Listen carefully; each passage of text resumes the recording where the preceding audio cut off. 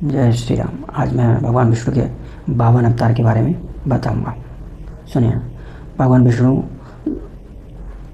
का ये 52 अवतार ये 5वां अवतार है, जिसको हम 52 अवतार बोलते हैं।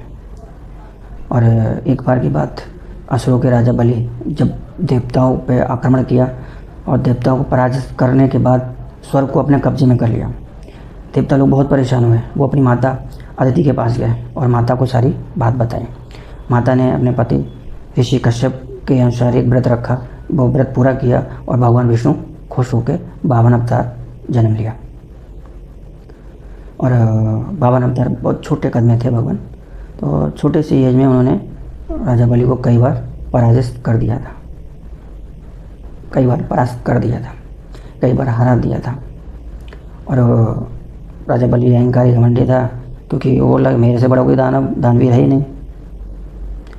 तो फिर प्रभु ने सोचा जाना ही पड़ेगा मेरे को उसके पास, देखता हूँ कितना बड़ा दानवीर है ये। तो प्रभु जी जल्दी उसके पास गए और बोल दिए 3 पग मेरे को धरती चाहिए। अब 3 पग धरती चाहिए तो राजा बलि को लगा यार छोटे कद वाला इंसान 3 पग है कितना, चलो दे देते हैं।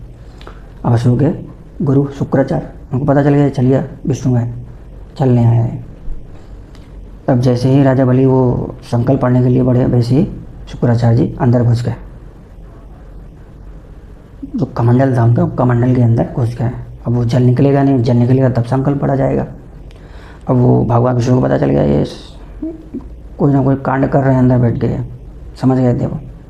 तो भगवान विष्णु ने एक लकड़ी से छोटी सी उठाई और ऐसे अंदर डाल दी। उनको लगा कुछ फंस तो नहीं गया, सामने वाले बलि को ऐसा लग रहा था कि कुछ फंस गया इसलिए निकल नहीं रहा जल।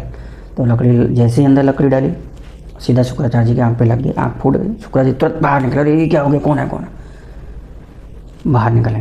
और फिर जब जल लिया राजा बलि ने और संकल्प पूरा किया, 3 पग धरती दे दी।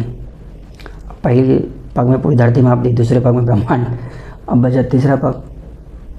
अब तीसरा पग कहाँ रखा जाए, 2 पग में तो पूरा ले लिया, कोई बचा ही नहीं, छोड़ा ही नहीं कुछ। तब बोलते हैं भगवान कि राजा बलि अब मैं तीसरा पग किधर रखूं। तो राजा बलि बोलते हैं कि तीसरा पग मेरे सर के ऊपर रख दीजिए। तो भगवान ने जैसे ही तीसरा पग सर पे रखा राजा बलि के, तो राजा बलि सीधा पाताल लोक पहुँच गया और उनको आशीर्वाद दिया कि आप यहाँ के राजा हैं, पाताल लोक के आप ही राजा हैं आज से। और प्रभु खुश इसलिए हुए क्योंकि उसने 3 पग धरती दे दी, इस वजह से प्रभु खुश हो गए और उसको वहाँ का राजा बना दिया पाताल लोक का। तो ये कहानी थी, इसलिए प्रभु को 52 रूप बोलते हैं, जो अवतार जन्म लेना पड़ा। और ये प्रभु का 5वां अवतार है भगवान विष्णु का।